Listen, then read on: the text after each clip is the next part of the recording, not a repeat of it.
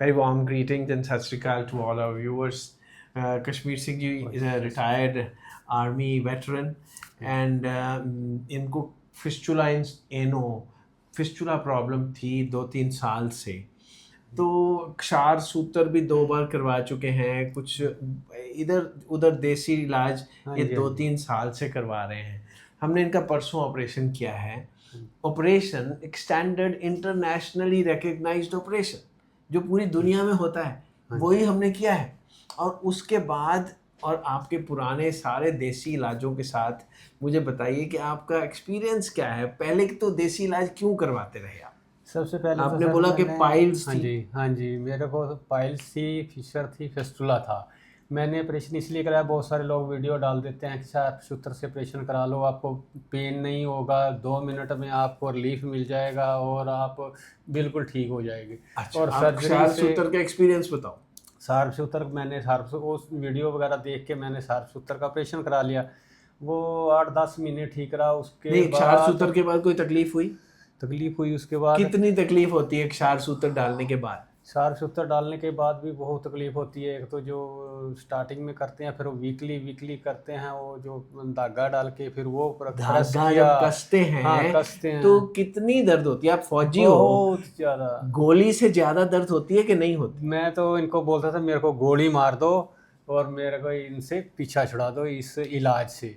क्षार सूत्र हम इंग्लिश में उसको सीटोन भी बोलते हैं। मैं भी डाले हैं, मैं भी करता रहा हूँ, मगर इतनी ज्यादा दर्द होती है कि मैं नहीं सह सकता। मैं अपने मरीज को इतनी दर्द नहीं सह सकता। मैं जानता हूँ कि वो क्षार सूत्र कितनी दर्द करता है। क्षार सूत्र पाइल्स का इलाज नहीं है, फिशर का इलाज नहीं है, सिर्फ फिस्टुला का इलाज है, या कई लोग पाइलोनाइडल साइनस में भी करने की कोशिश करते हैं। ये क्षार सूत्र इतनी पेनफुल चीज है कि सब लोगों को पता होना चाहिए कि किस के पीछे पड़ रहे हो आप। मुझे इतना उससे पेन क्या हुआ कि मेरा जब ऑपरेशन नहीं हुआ तो उससे पहले मेरा 80 kg वेट था।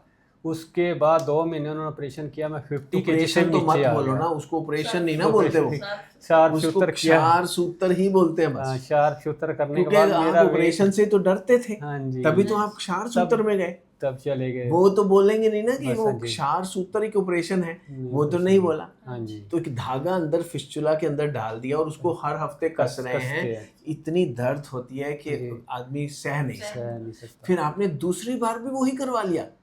नहीं, पहली बार नॉर्मल किया था, नॉर्मल, दूसरी बार ये धागे वाला। पहली बार कट से कराया ऑपरेशन? पहली बार सिर्फ उन्होंने एक्सेस को काट दिया। हाँ जी, एक्सेस को काट दिया।